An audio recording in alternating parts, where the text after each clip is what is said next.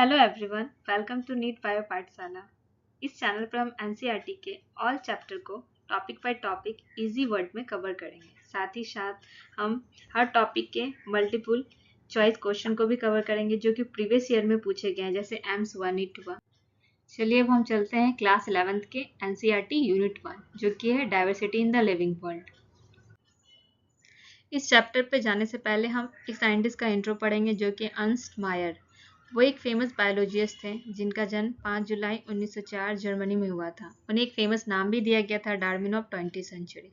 वो Harvard university के professor थे और उन्होंने बहुत सारी चीज़ों पे काम किया था, जैसे ornithology, taxonomy, geography, evolution, systematic. वो history and philosophy of biology पर भी काम किए थे। उन्होंने मॉडर्न डिफिनेशन बायोलॉजिकली स्पेशीज का दिया था और उनका मेन जो फोकस था वो स्पेसीज डाइवर्सिटी था। आज उन्हीं की वजह से हम बहुत सारे स्पेसीज के बारे में जान पाए। इनके लिए इन्हें 3 प्राइज भी मिला था, इसलिए इन्हें ट्रिपल क्राउन ऑफ बायोलॉजी भी कहा जाता है। उन प्राइज में पहला था बेल्जियन 1983 में मिला था, दूसरा इंटरनेशनल बायोलॉजी 1994 में मिला था, तीसरा काफर्ड प्राइज 1999 में मिला था। वो 80+ तक रिसर्च करते थे। उनका डेथ 2004 में हो गया था जब लगभग उनका एज 100 था। अब हम चलते हैं चैप्टर फर्स्ट की ओर जो है कि लिविंग वर्ल्ड। लिविंग वर्ल्ड का मतलब होता है लिविंग ऑर्गेनिज्म के बारे में। और लिविंग ऑर्गेनिज्म में जैसे कि नेचर में बहुत सारा डाइवर्सिटी है, plant, animal, microbes. Plant animal को हम इजी देख सकते हैं पर माइक्रोब्स को हम माइक्रोस्कोप से देखेंगे क्योंकि वो बहुत छोटे होते हैं, पर उसमें भी लाइफ होता है। अब cold mountain, forest, ocean, desert में अलग अलग लाइफ मिलती है। अब एग्जाम्पल के लिए हम लेते हैं कोल्ड माउंटेन। उसमें पोलर बियर पाए जाते हैं। अगर हम उनको फॉरेस्ट में दे देंगे तो वो सर्वाइव बिल्कुल नहीं कर पाएंगे। उसी तरह ओशियन में हमें शार्क मिलती है, उसे अगर हम डेजर्ट एरिया में दे देंगे तो वो भी सर्वाइव नहीं कर पाएंगी।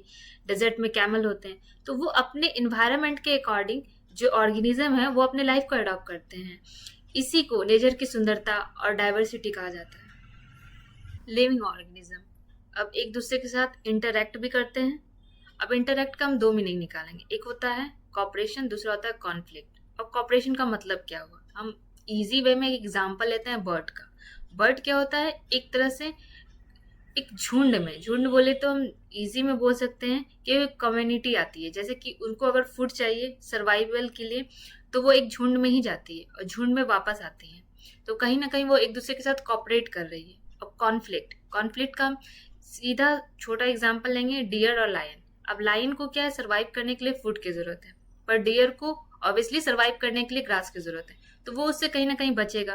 तो ये दोनों के बीच जो डिफरेंस होता है वो कॉन्फ्लिक्ट होता है, क्योंकि लायन को सरवाइव करने के लिए डियर चाहिए, वो कॉपरेट नहीं करेगा। तो एक ऑर्गेनिज्म का बात हो गया, पर हम नॉर्मली एक सेल भी लेंगे तो उसके अंदर भी कंटिन्यूसली एक्टिविटी चलते रहता है। बोले तो केमिकली एक्टिविटी, पर वो चलते रहता है। अब सबसे इंपॉर्टेंट बात है कि लाइफ है क्या। अब लाइफ है क्या, ये तो हम साइंटिफिक और फिलोसफी दोनों आंसर होता है, पर हमको मेनली साइंस के अकॉर्डिंग जाना है। तो साइंस के लिए हमको समझने के लिए यही जरूरत होता है कि लाइफ के लिए हमको लिविंग और नॉन लिविंग के बीच में डिफरेंस जानना है। लिविंग और नॉन लिविंग जो कि यही डिफाइन करता है लाइफ किस में है। कहते हैं diversity in the living world. Diversity in the living world मतलब कि अर्थ पे बहुत सारे लिविंग ऑर्गेनिज्म होते हैं, जैसे प्लांट, एनिमल, माइक्रोब्स। कुछ ऑर्गेनिज्म को तो हम बहुत इजीली देख सकते हैं, पर कुछ को माइक्रोस्कोप की जरूरत होती है, जैसे माइक्रोब्स हो गया। अब जितना ज्यादा हम एक्सप्लोर करते हैं उतना ही ज्यादा डाइवर्सिटी मिलती है। फॉरेस्ट एरिया में ऑर्गेनिज्म की वैरायटी बहुत ही ज्यादा होती है। हर टाइप के ऑर्गेनिज्म एक स्पेसिस को रिप्रेजेंट करते हैं। अब जैसे कि फिश में बहुत सारे स्पेसिस होते हैं। अब अगर हम उसको टोटल लगभग देखा जाए तो स्पेसिस की संख्या 1.7 से 1.8 मिलियन होती है, जो कि बहुत ही इंपॉर्टेंट क्वेश्चन है नीट बेस से। इसी वैरायटी को हम बायोडाइवर्सिटी कहते हैं। अब अलग अलग जगह पर हम सेम ऑर्गेनिज्म का अलग अलग लोकल नेम होता है। वो इसलिए होता है ताकि हमको कंफ्यूजन ना हो, इसलिए साइंटिस्ट ने एक स्टैंडर्ड नेमिंग सिस्टम यूज करते हैं। अब एग्जांपल के तौर पे हम मैंगो लेंगे।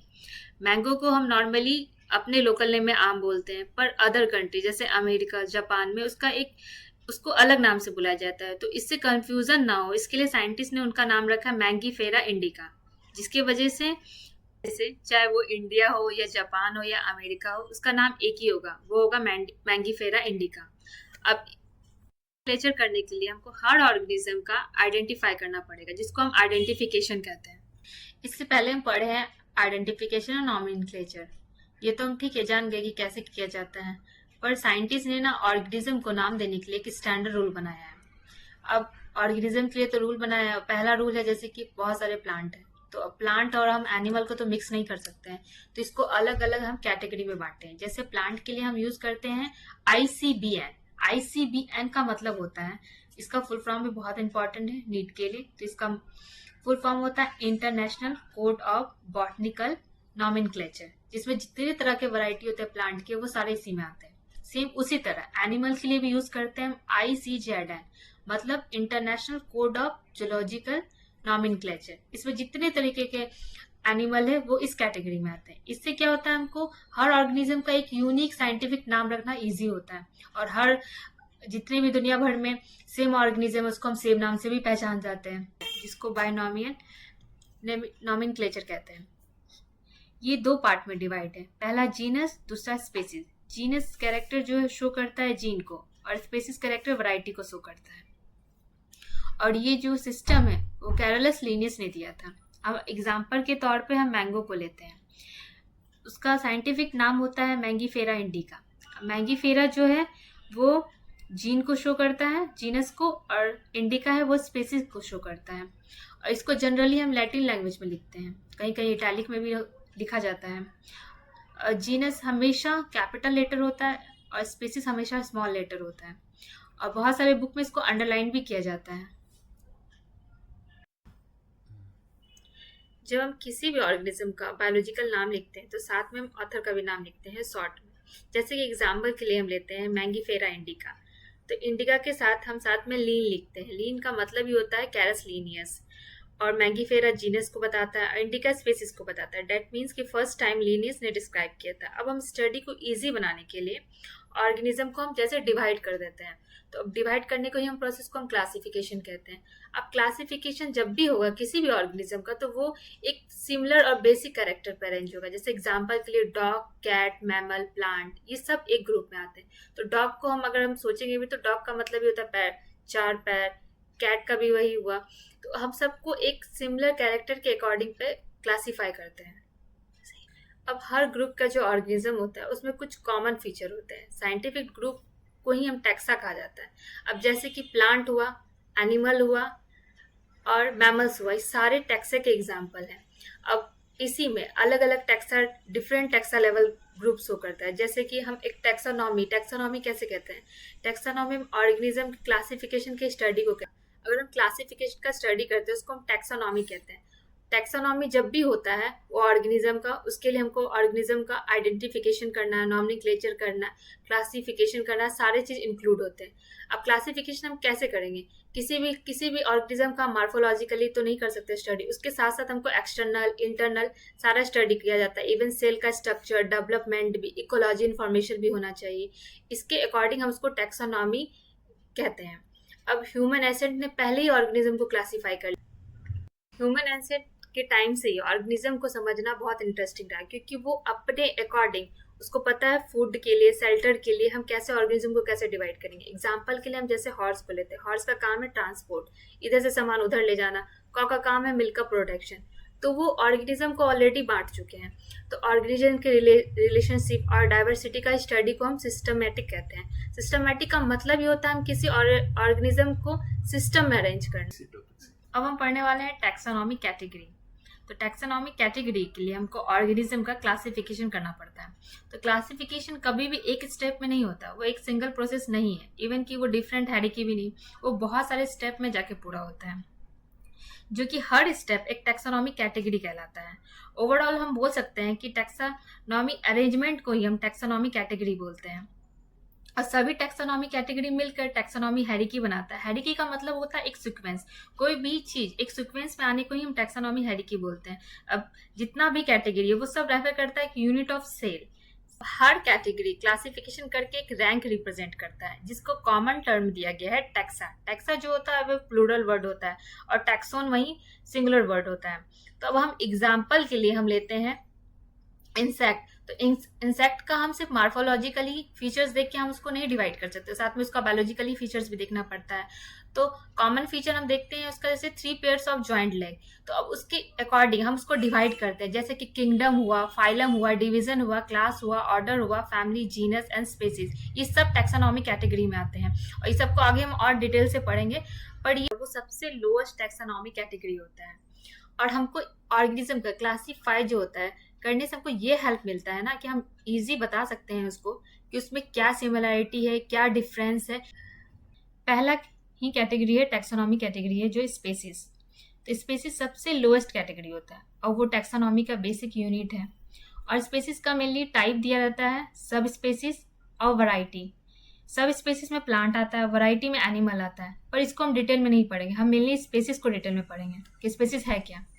तो अब हम एक तरह के स्पेसीज पे बहुत सारा सिमिलरिटी देखने को मिलता है, पर वही डिफरेंट तरह का जो स्पेसीज होता है उसका मार्फोलॉजिकली डिफरेंट होता है। अब एक तरह का स्पेसीज के साथ इंटरब्रीड होगा तो वो इजी हम जान जाएंगे कि एक तरह का स्पेसीज है, पर डिफरेंट स्पेसीज में वो इंटरब्रीड होने के बाद मार्फोलॉजिकली बिल्कुल डिफरेंट होता है। एग्जाम्पल के लिए हम हॉर्स लेंगे और डोंकी लेंगे। जब इसके बीच में इंटरब्रीड होता है तो इसका ऑफ स्प्रिंग जो रिप्रोड्यूस होता है वो स्टेराइल होता है, मतलब वो रिप्रोड्यूस नहीं कर सकता है, और सेम स्पेसीज रिप्रोड्यूस कर सकते हैं।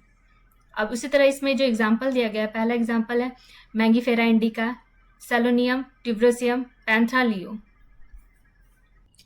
अब हम जीनस के बारे में पढ़ते हैं। साइंटिफिक नेम का फर्स्ट पार्ट जो होता है वो जीनस को ही रिप्रेजेंट करता है और जीनस जो होता है वो क्लोजली रिलेटेड होता है स्पेसीज ग्रुप का। अब एग्जाम्पल के लिए हम जैसे लेंगे पटैटो, ब्रिंजल, दोनों का डिफरेंट स्पेसीज है बट जीनस जो है दोनों का वो सेम आता है। जैसे कि पटैटो का होता है सेलोनियम टिब्रोसियम और सेम ब्रिंजल सेलोनियम मेलॉन्गजीना। तो सेलोनियम दोनों में सेम आता है, सेम जीनस रिप्रेजेंट करता है, बट वही स्पेसीज टिब्रोसियम होता है पटैटो का, मेलॉन्गजीना होता है ब्रिंजल का। अब उसी तरह हम लायन का लेंगे और टाइगर का भी लेंगे।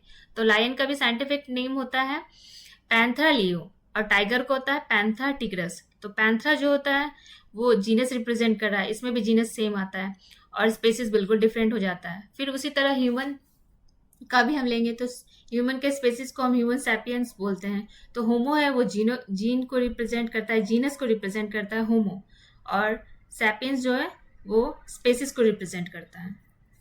जो है हम इस टॉपिक से यही जाने कि स्पेसीज जो होता है किसी भी ऑर्गेनिज्म का वो डिफरेंट हो सकता है पर जीनस सेम होता है। एग्जाम्पल के लिए तो हम आपको बता ही दिए, प्लांट और एनिमल दोनों में जीनस मेनली ज्यादातर सबका सेम होता है पर स्पेसीज डिफरेंट होता है। नेक्स्ट कैटेगरी अब हम फैमिली लेंगे। फैमिली है क्या? फैमिली एक group of related genera, genera बहुत सारे जीनस से मिलकर बनता है तो उसको हम फैमिली बोलते हैं। अब फैमिली में बहुत कम सिमिलरिटी देखने को मिलती है एज कम्पेयर टू जीनस और स्पेसीज से। जैसे जैसे हमारा वो ऑब्लिगेटेड जो 7 कैटेगरी था वो ऊपर बढ़ते जाता है उसमें सिमिलरिटी बहुत कम देखने को मिलती है। अब फैमिली, पहला हम प्लांट का एग्जांपल लेते हैं, उसमें बहुत कॉमन फीचर है जैसे कि वेजिटेटिव हुआ और रिप्रोडक्टिव फीचर्स। तो वेजिटेटिव में प्लांट, रूट, स्टीम, लीव लेंगे और रिप्रोडक्टिव पार्ट जो होता है उसका फ्लावर होता है। अब मोस्ट कॉमन जेनरा जो होता है जिसके लिए हम लेते हैं डिफरेंट जेनरा ग्रुप का प्लांट में लिया जाता है। पहला होता है सेलेनियम, पिटोनिया, धतूरा, पर इसका फैमिली सेलोएंसी आता है। वहीं हम एनिमल के लिए लेंगे लायन, टाइगर, लियोपार्ड, जिसका जीनस जो होता है वो पैंथरा बिलोंग करता है बट उसका फैमिली फैलिडी में आता है। उसी तरह कैट को भी हम फैलिडी में ही रखते हैं पर उसका जीनस फिलिस होता है।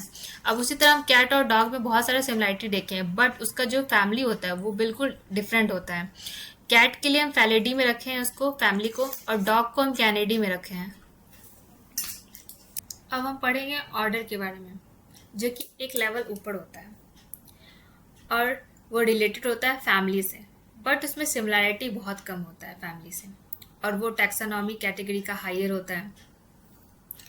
और जैसे कि आप प्लांट फैमिली लेते हैं तो उसका प्लांट फैमिलीज का होता है सेलोएंसी और कॉन्वोवेलेंसी, बट उसका ऑर्डर जो होता है वो पॉलीमोनियल होता है और उसका बेस है इंक्लूड हम करेंगे फ्लोर कैरेक्टर पर।